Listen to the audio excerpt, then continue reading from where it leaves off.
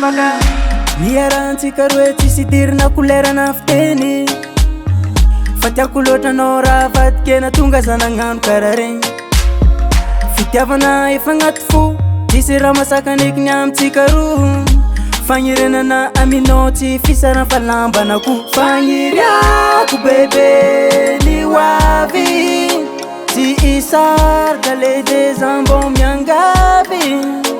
ampiakariko anao mariazy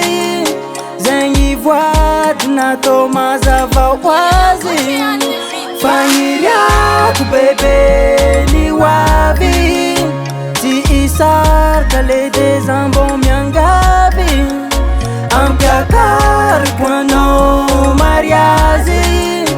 zegny voady natao mazava hoazy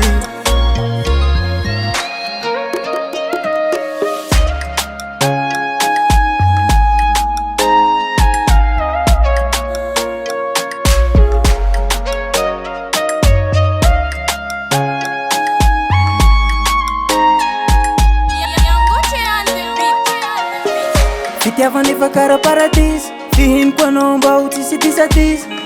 namarolo tsy mankatiana olo araiky nantapitisy zakeo amina raha tianao fa vognony agnano zavadinao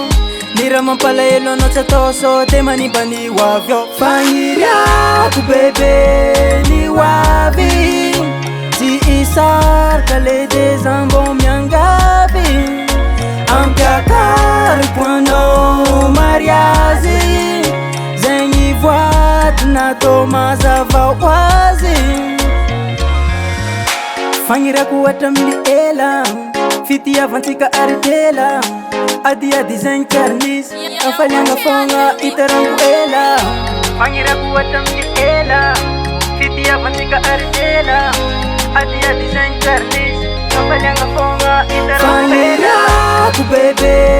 ny hoavy tsy isarika le des ambon miangavy ampiakariko anao mariazy zegny voady natao mazava hoazy fagniriako bebe ny hoavy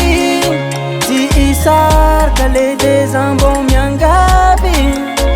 ampiakariko anao mariazy